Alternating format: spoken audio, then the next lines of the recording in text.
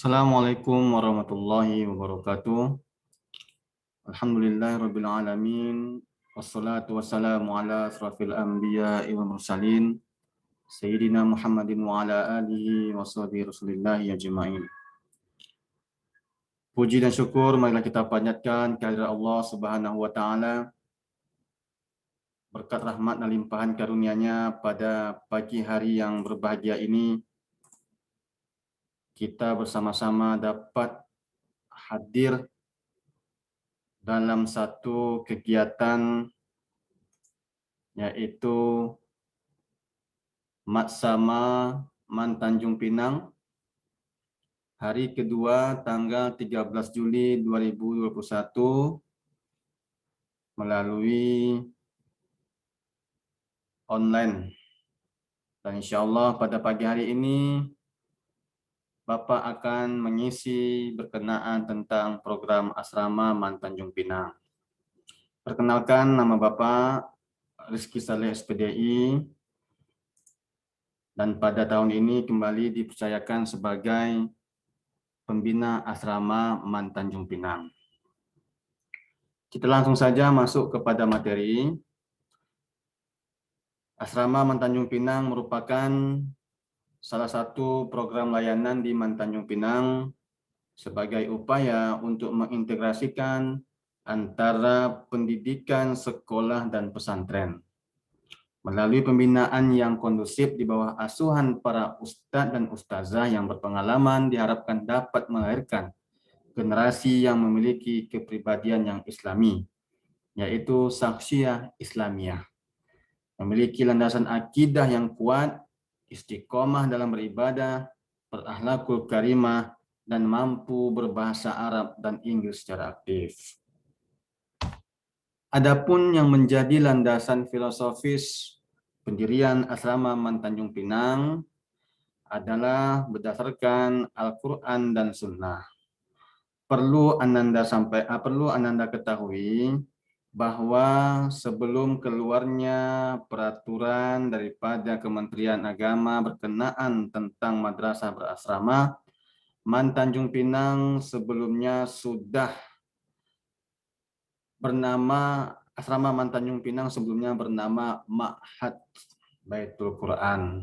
Seiring dengan keluarnya peraturan yang dikeluarkan oleh Kementerian Agama, maka madrasah berasrama yang dikelola oleh Man Tanjung Pinang otomatis namanya menjadi Asrama Man Tanjung Pinang.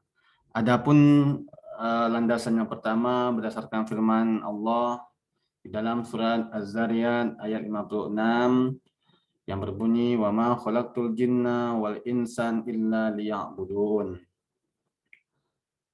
Dan hadis Rasulullah Sallallahu Alaihi Wasallam yang cukup populer yaitu innama bu'istu liutammima makarimal akhlak. Adapun yang menjadi nilai-nilai dasar yang harus dijadikan landasan sehingga Asrama Man Tanjung Pinang itu memiliki kebijakan dalam pengambilan keputusan. Yang pertama, bersifat Islami. Yang kedua, nasionalisme. Yang ketiga, ilmiah. Yang keempat, kepribadian. Dan yang kelima, patriotisme. Kelima, nilai-nilai dasar ini akan diwujudkan di dalam lingkungan Asrama Man Tanjung Pinang, sehingga nanti lahirlah para cendekiawan-cendekiawan muslim yang moderat.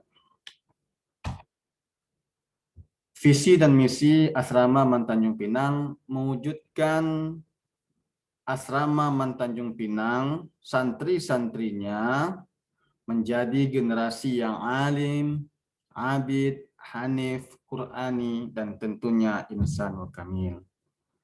Untuk mewujudkan visi tersebut, maka disusunlah beberapa misi untuk mencapai tujuan yang dimaksud. Ada beberapa misi yang telah ditetapkan, sehingga visi Asrama Man Tanjung Pinang itu benar-benar terlaksana dengan baik. Selanjutnya, pembinaan di Asrama Man Tanjung Pinang. bagi anandaku yang pernah tinggal di pesantren, di pondok pesantren, tentu pembinaan seperti ini telah dilakukan. Begitu juga di asrama Mantanjung Pinang. Nanti kita akan tetap melakukan pembinaan yang sifatnya membangun kualitas, baik itu ibadah maupun dari akademiknya. Tetap dijaga sholat berjamaahnya, dibiasakan qiyamul lailnya, dan diajak untuk bersama-sama berpuasa sunnah. Dibimbing bacaan tahfiz Al-Qur'annya. Banyak sekarang hanya menghafal Al-Qur'an tetapi tidak diperhatikan makhrijul hurufnya, tajwidnya, sehingga ketika didengar bacaan tahfiz meskipun banyak hafalannya ternyata memiliki beberapa kesalahan.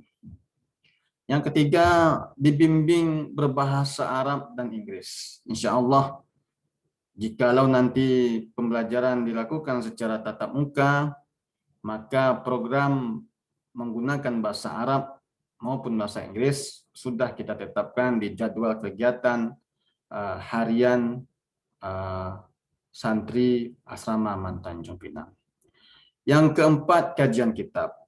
Asrama Mantanjung Pinang berharap santri-santri yang tinggal di Asrama Mantanjung Pinang khususnya memiliki kemampuan di dalam membaca kitab yang diajarkan oleh para ustadz-ustadz dan kitab-kitab pilihan yang telah ditentukan oleh Kementerian Agama.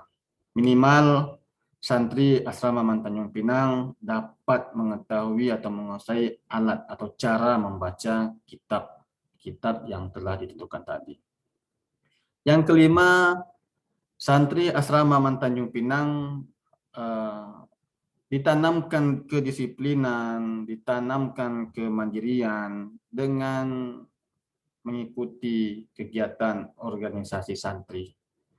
Jadi organisasi santri ini di asrama juga dibentuk, gunanya adalah melatih kepemimpinan, melatih organisasi, melatih bagaimana anandaku sekalian yang di asrama nanti, bagaimana cara menghadapi khalayak ramai. Nah, di situ nanti akan ditanamkan. Dan yang keenam utamanya adalah menanamkan akhlakul karimah. Tentu ini harapan semua orang tua bahwa anaknya memiliki akhlakul karimah. Sehingga ketika anandaku yang memilih tinggal di asrama, nanti ketika di masyarakat luas benar-benar tercerminlah akhlakul karimah yang telah dididik selama di asrama Mantanjung Pinang. Untuk kurikulum, asrama Mantanjung Pinang merujuk pada keputusan Dirjen Pendidikan Islam nomor 6988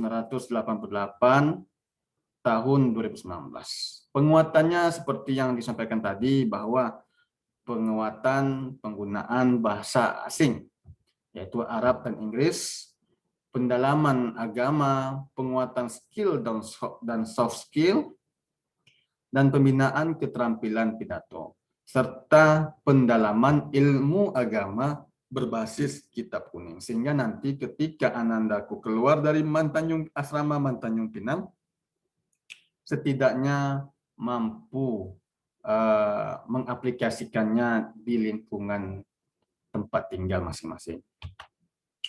Adapun tenaga pendidik di Asrama Mantanjung Pinang merupakan alumni dari pondok pesantren yang cukup ternama di Indonesia. Rata-rata para ustadz kita ada satu orang merupakan lulusan dari luar negeri dan sisanya dalam negeri. Namun demikian mereka semua ustadz-ustadz kita ini adalah ustadz-ustadz yang memang mumpuni di bidangnya masing-masing. Selanjutnya materi atau program yang menjadi unggulan di asrama Mantanjung Pinang adalah ada 4 ya. Tahfizul Quran. Jadi anandaku yang baru masuk kelas 10 ini, ketika anandaku nanti mengambil program tahfizul Quran, anandaku diwajibkan atau dipaksakan untuk menghafal 2 juz. Bagaimana Pak kalau nggak bisa 2 juz? Ya semampunya saja. Ya, ini adalah target kita bersama.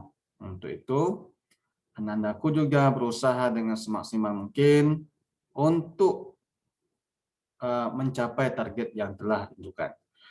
Selanjutnya juga, bagi anandaku yang mengambil program tahfizul hadis, maka dia tidak diwajibkan untuk menghafal Al-Quran.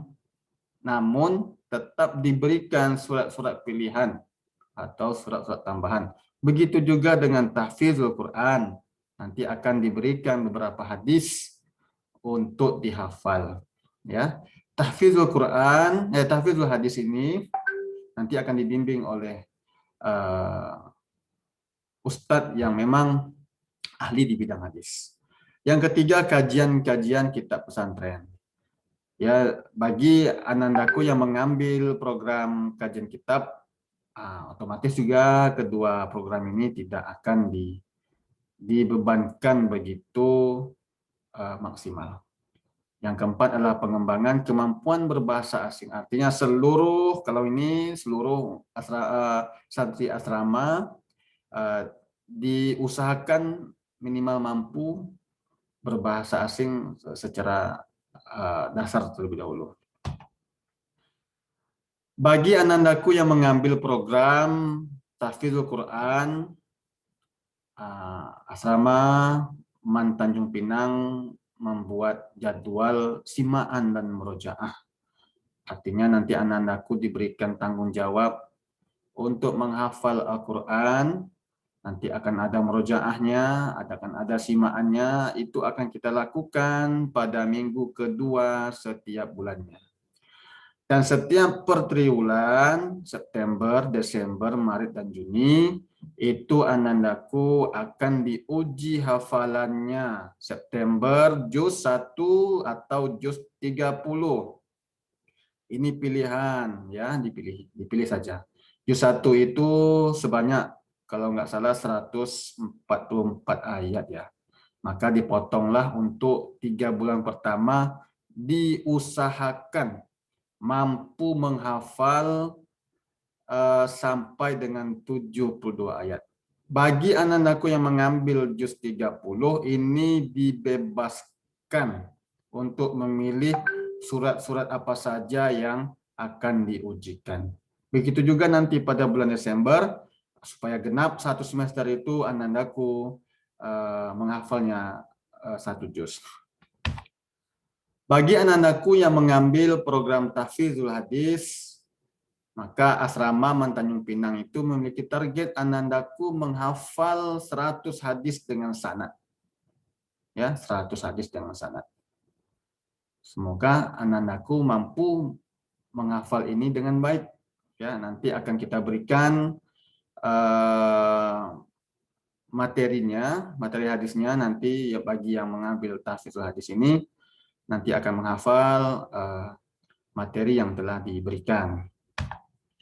Yang ketiga, praktik membaca kitab kuning. Bagi anak-anakku yang mengambil program kitab kuning, maka nanti akan ada 2 metode, sebenarnya sama dengan dua program yang lainnya, yaitu materinya secara daring, terlebih dahulu diberikan oleh para ustadz-ustadznya, dan yang kedua, praktik membacanya.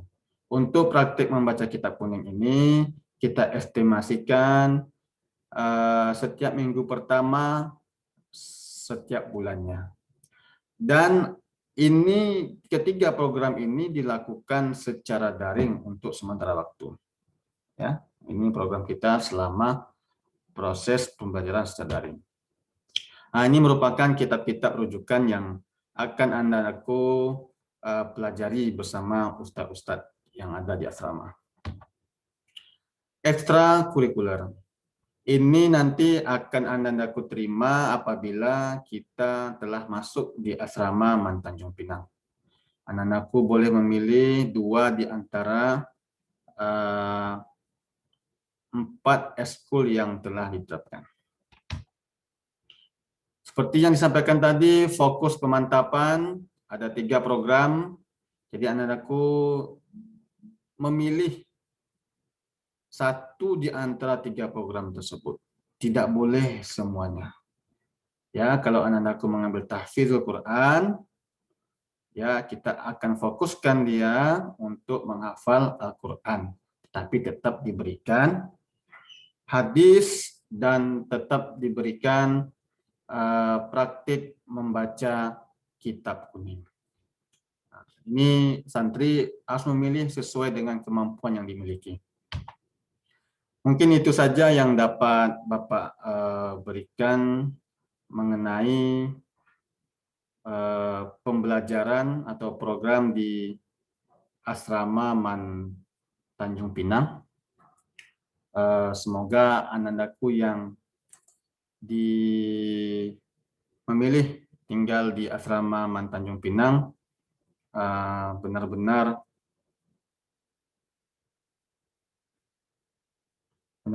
dapat melakukannya dengan baik. Demikian yang dapat Bapak sampaikan, terlebih dan terkurang mohon maaf. Semoga dapat memahami apa yang Bapak sampaikan. Aku kalam, wabillahi taufiq wal hidayah. Assalamualaikum warahmatullahi wabarakatuh.